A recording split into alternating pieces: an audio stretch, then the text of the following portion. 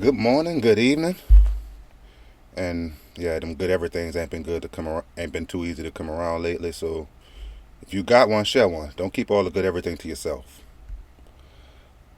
Today, you ask and you shall receive. Today we got Octopus AI, quantum AI cracked Octopus language. Then it used a chilling warning. Core loop. I asked when I did my dolphin video, because we all know dolphins one of the smartest animals in the sea, to see an octopus video. 2 days later, it pops right up. I didn't do it 2 days later because I was kind of caught up in other stuff.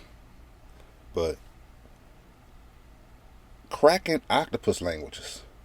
I actually watched this video. It didn't give me what I was looking to hear. But it did talk about some of the other concepts that I was talking about, that I was thinking about. Octopus have 9 brains. I was thinking 8, but I forgot that they have their own brain minus the 8 arms.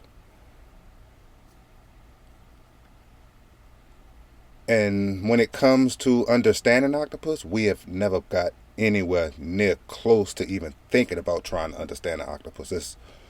It's like beyond what we can understand. The 9 brains alone, it says enough. For me, before I go to rambling off, let's see what they talking about. But one of the other things, I was about to hit the play, but before one of the other things, people believe, some people, rare, small, few people, believe in like marine spirits, and they believe that the octopus is one of the leaders of that marine spirit. Have to look that up yourself. That's some other stuff. They don't have anyone to learn from. They don't live with brothers or Right. sisters. It's not culturally passed down, taught by parents or No, and I think everything is learnt from their environment. In a silent, climate-controlled lab, a quantum computer processed its final data set. On the screen, the shimmering patterns of an octopus's skin resolved into a clear, structured message. For the first time, we could read the language of the deep. This was the moment a team of dedicated scientists had worked toward for years, the culmination of Project Cecilia. But their celebration was short-lived. The translation that scrolled across the screen contained a chilling prophecy. A warning from an intelligence that has existed for hundreds of millions of years, and it changes everything we thought we knew about life on Earth. The Quantum Rosetta Stone. You see, for most of human history, the octopus has been a creature of myth and nightmare, a monster from the abyss with grasping tentacles and an unreadable gaze. But the truth is far stranger and more profound. This is a being with an intelligence so fundamentally different from our own that it might as well be from another planet. This is what the world's most famous. And notice sarcastically they make the comments about it being from another planet because when you look up it, I forgot what the terms that we call ourselves: mammals, amphibians, reptiles, and other things like that. Octopus fits into none of them. It's literally a breed of its own. And like I said, people really believe that it came from another planet, and not only from another planet, that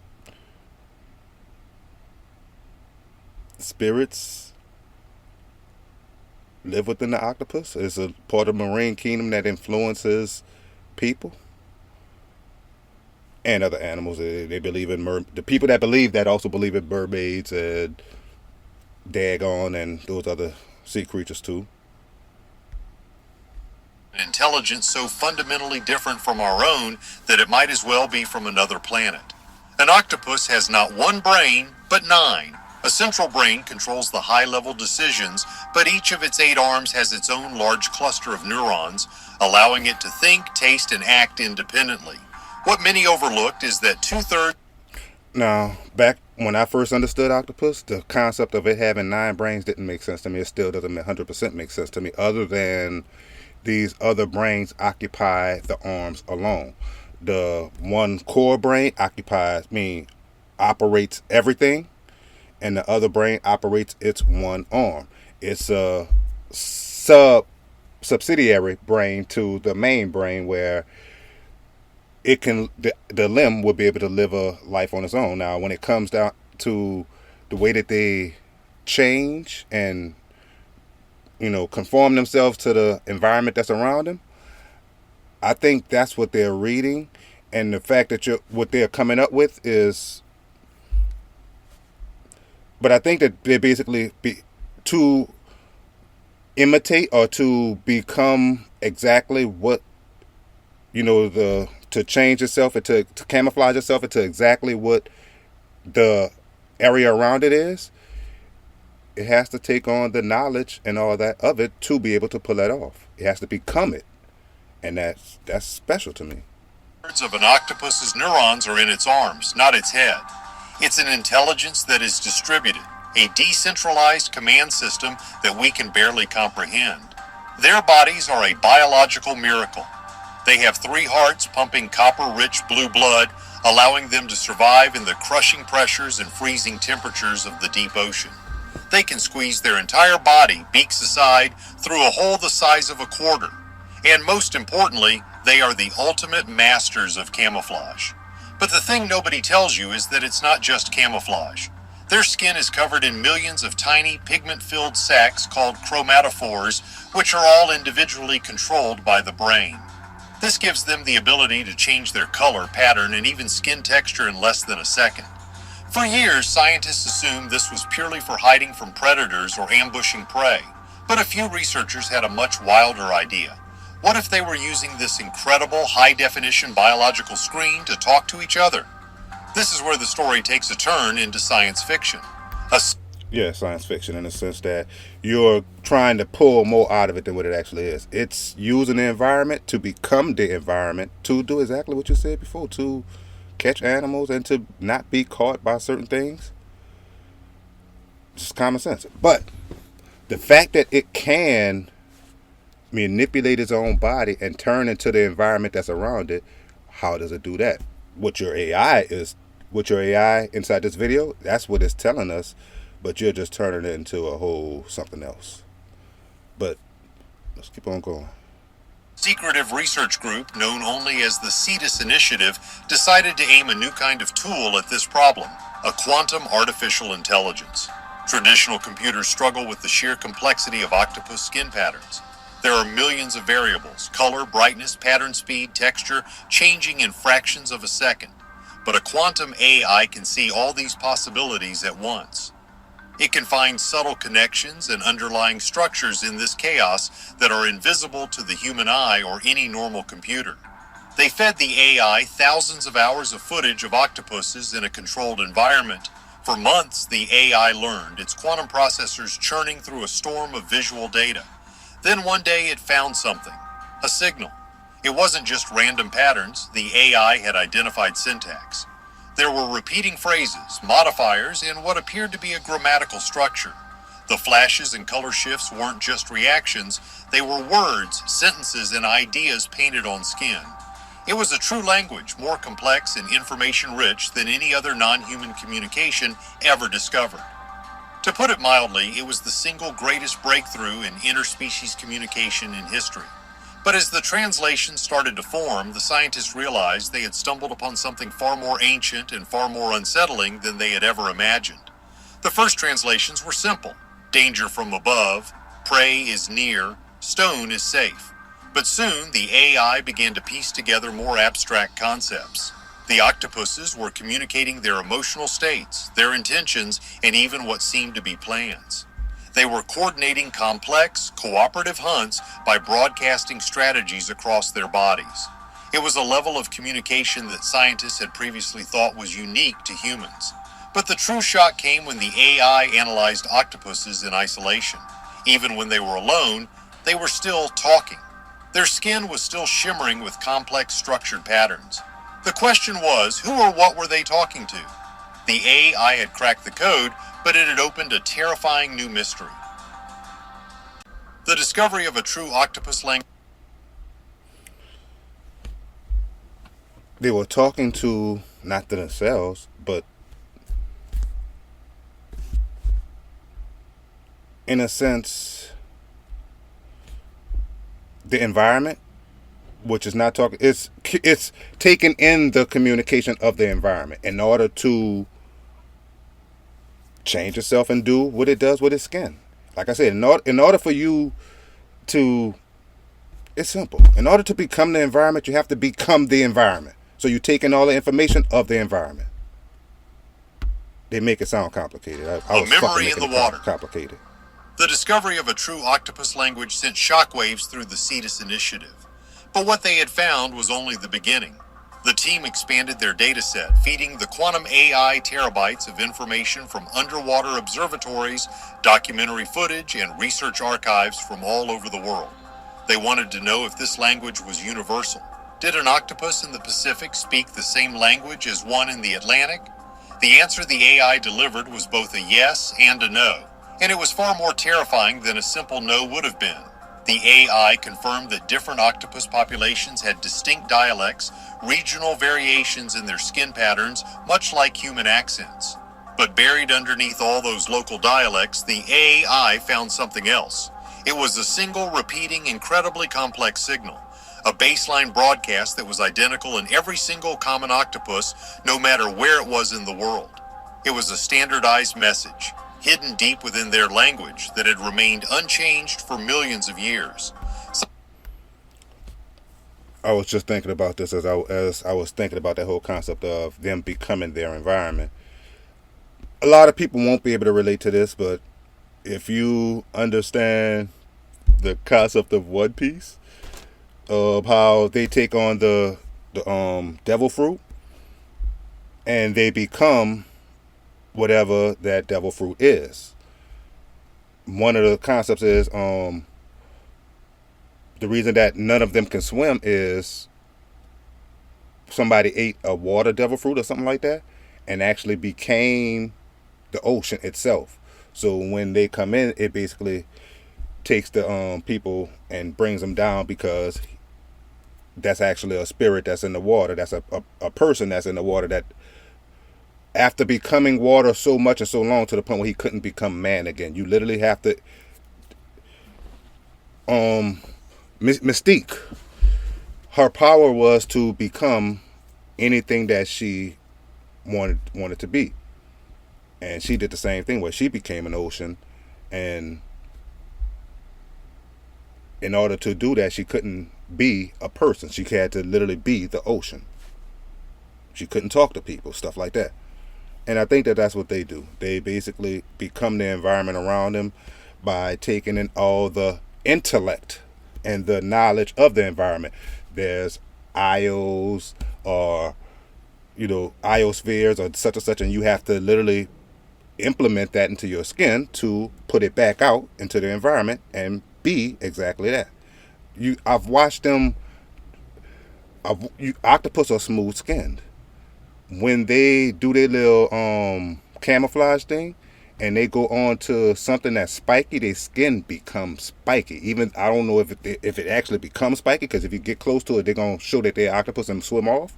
But it has the appearance of exactly what it is, and they're not spiky, but it shows a spiky illusion. If Scientists at the initiative nicknamed it the That's what I Umbra actually signal want to find because out. it was a shadow lurking beneath the surface of their everyday communication. The thing is, this signal was not being used for octopus-to-octopus communication.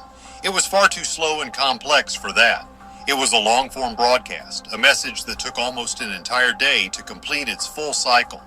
This is where the story gets really strange. Using advanced genetic dating techniques, the researchers traced the origins of the Umbra signal. They were stunned to find that the signal appeared in the octopus genome around 300 million years ago. This was long before the dinosaurs, long before the continents had settled into their current positions. This was a message that had been broadcasting from the ocean uninterrupted for a significant portion of Earth's history. It was a living fossil, a piece of information from a lost world. The immediate question was, why? Why would a species develop a secret hidden language to broadcast a single message for hundreds of millions of years? And again, who was it for? The team at the CETUS initiative worked feverishly to translate the Umbra signal. It was a much harder task than translating their daily chatter. The signal was more like a mathematical equation or a piece of complex code than a language. It took the quantum AI months to find a coherent pattern. What it eventually revealed was that the Umbra signal was a planetary status report. The octopuses, it seemed, were acting as a global network of biological sensors. They were recording the vital signs of the ocean, its salinity, its oxygen levels, its temperature, and broadcasting this data in a continuous looping message. It was the voice of the ocean itself, speaking through the skin of its most intelligent inhabitant. For 300 million years, that broadcast had been a steady, rhythmic pulse, the heartbeat of a stable planet. But in the last 150 years, that heartbeat had changed. The steady rhythm was gone. It had become a frantic, chaotic arrhythmia. That's sort of where you lose me at. I believe you getting information. I believe a lot of the information that's coming from you, because we'll never understand it 100%. It's starting to sound like, starting to almost sound like our AI movies that's constantly telling us that we're the danger to the earth and that everything is human fault, and start to sound like those movies where AI takes over because we're the problem. But more importantly, if we didn't have AI 150 years ago, how do we know what was said 150 years ago? The planet's distress call. The translation of the modern Umbra signal was the moment of truth for the Cetus initiative. As the quantum AI decoded the frantic, accelerated patterns, the scientists could only stare at their screens in horror. The change in the signal was not subtle. The ancient stable broadcast had transformed into a shrieking alarm. Change in the signal was not subtle. The ancient stable broadcast had transformed into a shrieking alarm.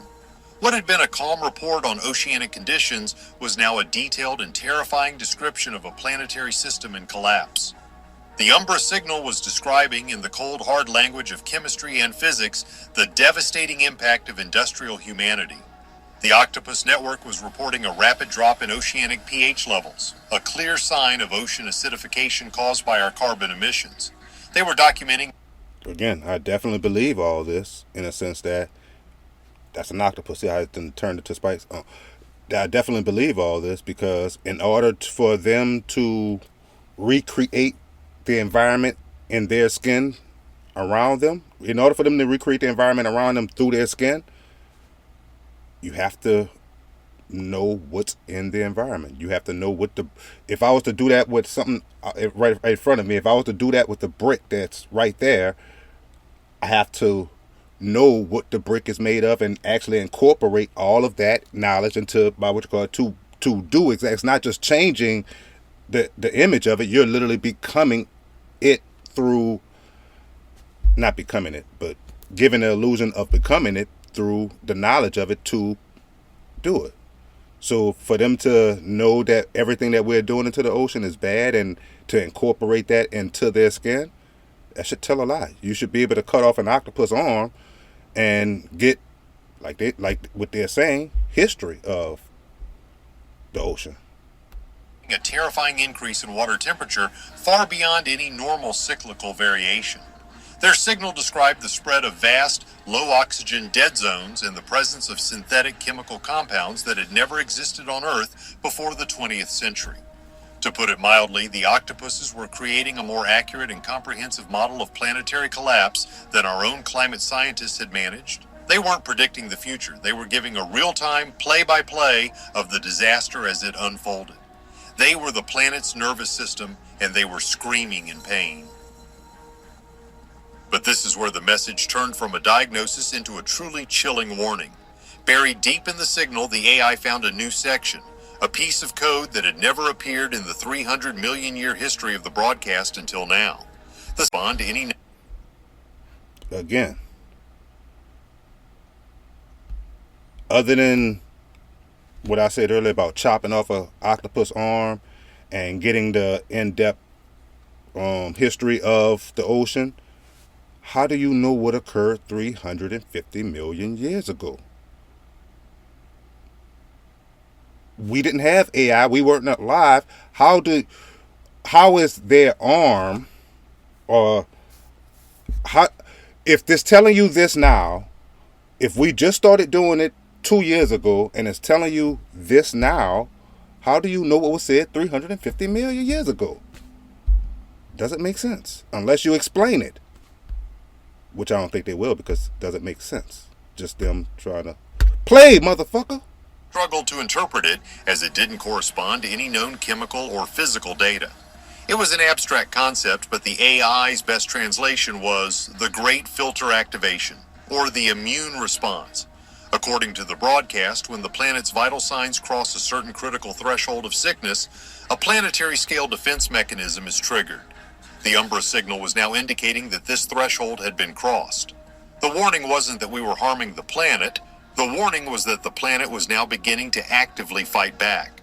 The language was chillingly biological. It described humanity not as a species, but as an infection. A fever was spreading through the oceans, and the planet's immune system was preparing to create the antidote. The octopuses weren't just observers. Their broadcast was the trigger. They were the fire alarm, and they had just told the system to turn on the sprinklers. The scientists were left with a question that they were terrified to answer. What exactly is a planetary immune response? The ancient broadcast had just issued its final terrible warning. A reckoning from the deep. Let's be real for a moment. People watching this know that this discovery, if true, changes everything. It's easy to get lost in the immediate fear of a planetary immune response, but we have to step back and ask the bigger questions. What is this intelligence we've stumbled upon? Where did it come from? The thing is, octopus biology is so strange, so different from every other form of advanced life on Earth, that some serious scientists have already proposed an alien origin theory. Their complex nervous system, their ability to edit their own RNA on the fly, it's like nothing else. What if the octopus is not a product of Earth's evolution at all? One wild theory suggests life was seeded here by panspermia, comets carrying frozen life. What if one of those comets carried something more? A genetic blueprint for a biological sensor, a probe designed to land, evolve, and monitor the planet. In this scenario, the octopuses are the local representatives of a galactic-scale project. The Umbra signal isn't just a warning, it's a report being sent back to the home office. We haven't just annoyed our landlord, we've tripped the alarm system of the original builders. What happens when the builders get a 300-million-year-old message of stability, followed by a sudden screaming alert about a biosphere failure? Do they send a repair crew, or do they simply sterilize the experiment and start up? Okay, I did catch that. They saying that at one time they've been saying this for over 300 million years, and the conversation has always been the same. But again, you don't know that, and now the conversation has changed in this scan. But I'm waiting on a certain part because I watched a video already. Another perhaps more spiritual theory is the idea of a Gaian consciousness. There you go, right there. Of course, we know what Gaia is. Gaia is Mother Earth, and you have a growing number of people that follow the Gaian concept. They just don't know it's Gaia. But all of this sounds like that, and it sounds like it's coming from AI. And take the good knowledge, throw away the bad. And unfortunately, I don't believe AI is giving 100% good knowledge, especially when it's not just coming out in clear data. And if I use this computer over here and these people are reading this, the same people will be reading the same thing on another computer, just differently, because it's not giving you exact words. Because it doesn't speak in words like we speak in. It's trying to make out a whole nother language or concepts, and we don't know exactly what it's saying. We think we know. The entire Earth, the biosphere, the oceans, the atmosphere is a single self-regulating superorganism. In this view, humanity is a kind of planetary cancer, a part of the whole that has begun to grow uncontrollably. The octopuses, with their deep, ancient connection to the ocean, are the most sensitive part of this Gaian mind. They are the nerve endings of the world, and their warning is the planet itself becoming conscious of its own sickness. The immune response then would be the Earth's natural systems rebalancing themselves. This could manifest in terrifying ways, like promoting the bloom of a hypertoxic algae that chokes the oceans, or altering atmospheric chemistry to make the air unbreathable for complex land animals. The planet isn't being malicious, it's simply trying to cure its fever. But there's another possibility. Kind of like what your body would do when you get sick of snot and mucus and all the craziness, how you feel sick, how you can't move, how you get sluggish. They're saying the earth is doing that exact same thing and hemorrhaging from the inside out until it starts to perspirate or something like we would do, or throw up. One that's even more humbling. What if the intelligence isn't alien, but is actually the original intelligence of this planet? What if millions of years before mammals even existed, an Those advanced spiritual concepts I was civilization talking rose and about. fell in the deep oceans?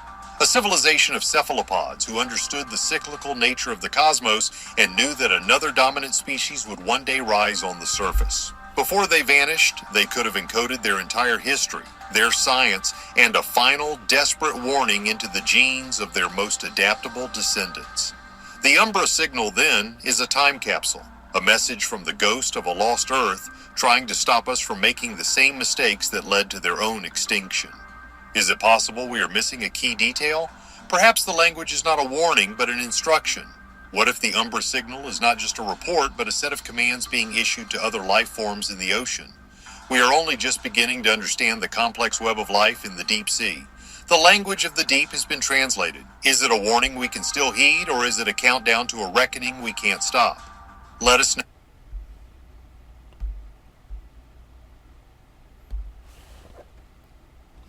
Like I was saying, I was definitely looking forward to an octopus video. I would have preferred some substantiated evidence and not just what I got from the last video, where I actually noticed that your information isn't confirmed. It's theory. And now you literally have these channels putting out your theory as pure fact because it's the only facts that we have so far. But you like what you see? Come back and see me again. I'm always looking for the weird stuff that don't make no sense, because I don't think you're going to make sense of all of life. And instead of us acting like we know 100% of everything, let's be honest, you'll never know. The brain can't understand 100% of everything. We're not made like that. Come back and see me again.